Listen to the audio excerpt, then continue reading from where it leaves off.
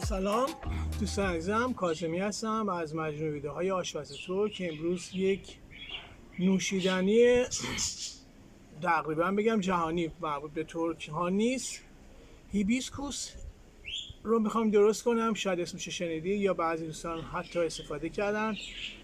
در واقع همون چای ترشه، اما این رو به روش ما ترکیه درست می‌کنیم. اینجا به صورت خنک استفاده میکنم، به صورت شربت.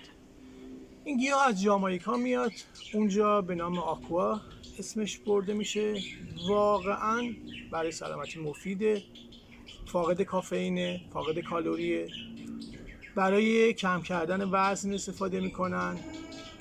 آنتی اکسیدان خیلی بالا داره، ویتامین C خیلی بالا داره و واقعا یک نوشیدنی معجزه آسایی. من به نظرم این از اون کاریه که تو حداقل این فصل تابستون میتونید خنکش استفاده کنید، فصلهای سرد هم به صورت چای استفاده کنید. موادش هم راحت قابل استفاده است. دوستانی که تازه عضو کانال ما شدن هم لطف کنن که اگه برنامه رو پسندیدن لایک کنن و ما رو به دوستان دیگرشون هم توصیه بفرمایند. میریم سراغ شربت هیبیسکوس که در واقع حالا معروف به شربت عثمانی ها.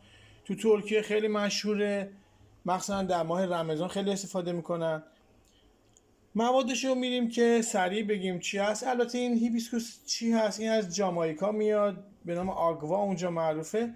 چای ترش هم باهاش درست میکنن، یه شبیه اینه. ببینید من برای این شربت 1 لیوان پر هیبیسکوس استفاده خواهم کرد. 1 لیوان شکر به اضافه 2 تا قاشق هم اضافه شکر میذارم. میخوام گرماژ هم درست در بیاد. هل حدود 3 تا دونه هل استفاده خواهم کرد. کارانفیل یا میخک هم حدود 4-5 تا داخلش میندازم. اینا کاملا سلیقه‌ایه، چون اگه زیاد با ادویه‌جات میونه خوبی نداره اینا رو کمتر استفاده کنید. و دارچین هم که از چوبش استفاده میکنیم، حالا 2 یا 3 تا چوب کوچیک دارچین استفاده میکنیم. و یه دونه 1/3 لیمو ترش رو هم استفاده خواهیم کرد و 2 لیتر آب. اینجوری بهتون بگم برای درست کردن، یعنی شکرش رو بخواید تنظیم بکنید، تقریبا برای هر لیوان، برای در واقع هر لیوان آبی که میخواید بریزید 1 قاشق شکر بریزید. این فرمولشه، یا هر چی خواستید اضافه تر درست کنید با اون شکل میتونید انجام بدید. اول آبمون رو به جوش میاریم که موادمون رو یکی داخلش بریزیم. من 1 لیتر آب ریختم. این پیمونمون هم در واقع باز 1 لیتر هست که 2 لیتر آب ما باید بریزیم. هر لیتر هم حدود 5 تا لیوان دیگه میدونید. آب رو به جوش میاریم، زیر گاز رو روشن میکنیم. آب کاملا باید جوش بیاد.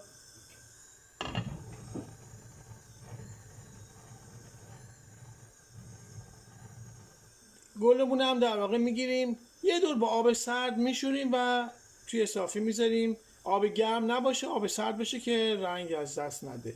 این هم میشوریم بخاطر که حالا خاکی که به هر حال تو موقع جابجایی میاد بهتره که یه شستشوی کوچیک هم بشه تا آبمون جوش بیاد. ما بقیه ازمون آب به جوش اومد. من این در واقع مواد اولیه‌مون رو شروع میکنیم یکی یکی. کوسکوس رو در واقع میریزیم داخل ظرفمون که در حال جوشیدن. ما حدود 10 دقیقه بیشتر نمیخوایم بجوشونیم. خب هم میزنیم، سریع رنگ میده چون نمیخوام زیادتر از اون بمونه. بعد همینطور یکی یکی موادمون رو اضافه میکنیم. ببین من در داخل یه دونه با آب سرد مقدار شستم، یه مقدار ببین آب از داخلش موند. با آب سرد بچورید مشکلی پیش نمیاد. مرحله بعدی چیکار میکنیم؟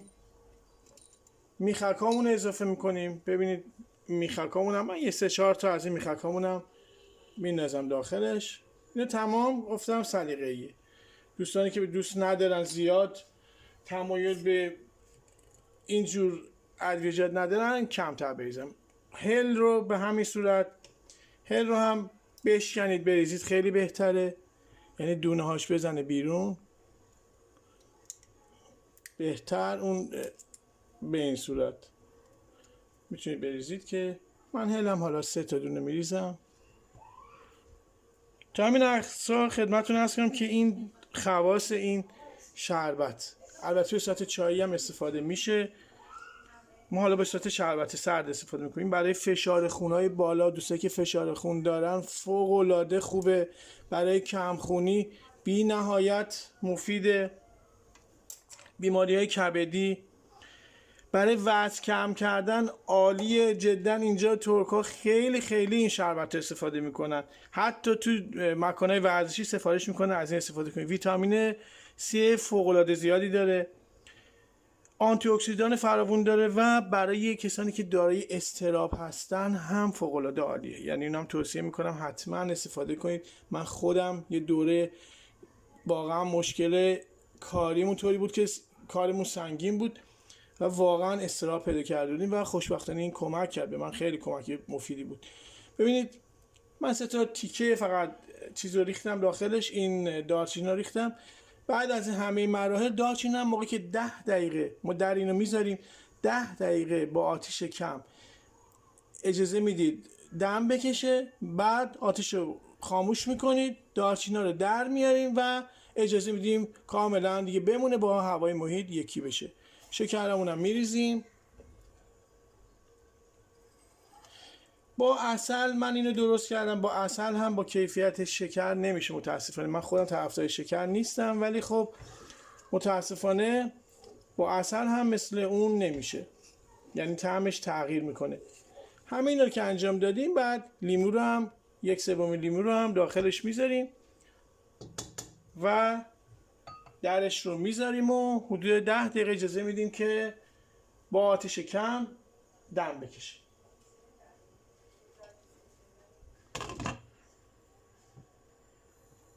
به همین صورت رهاش میکنیم. این مرحله 10 دقیقه پختش هم تموم شد، برداشتیم. الان شروع میکنیم اون در واقع دارچینا رو پیدا کردن. این دارچینامون هم به این صورت بوده، دقت میکنید خیلی رنگ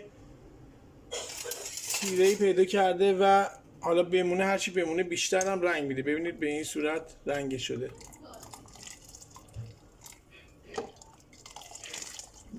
به این شکل الان رنگ گرفته.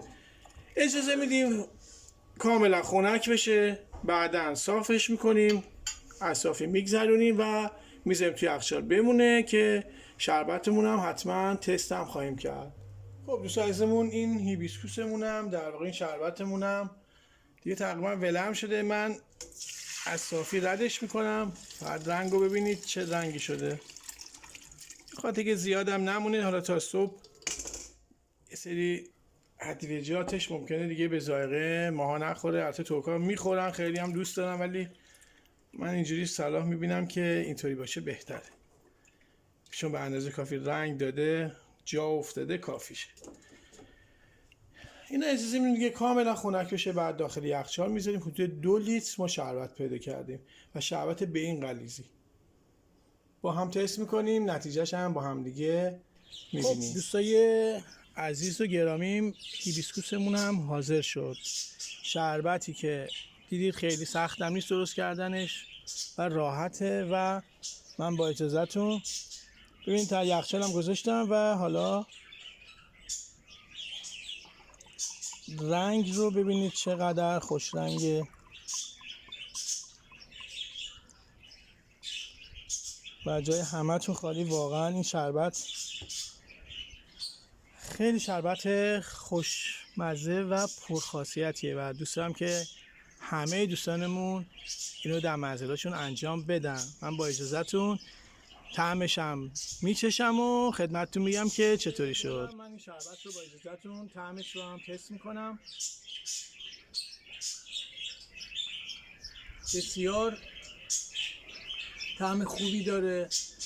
اون ادویجاتی که مثل دارچین، هل اینا رو زدیم، اینا هیچ کدوم غالب نشده به طعم اصلی شربت. یه چای ترش خنک فوق العاده خوشمزه و همونطور که بهتون اول برنامه عرض کردم یک چای پرخاصیت، نوشیدنی پرخاصیتیه و من فکر میکنم همه دوستان خوبه که اینو انجام بدن و به دوستان دیگه شون هم توصیه کنم. بیشتر از این وقت عزیزانمون رو نمیگیرم. بازم خواهش میکنم ما رو به دوستان دیگه‌تون معرفی بفرمایید. کانال رو، برنامه رو پسند کردید لایک بفرمایید تا برنامه بعدی، خدا یار و نگهدارتون. خدا حافظ.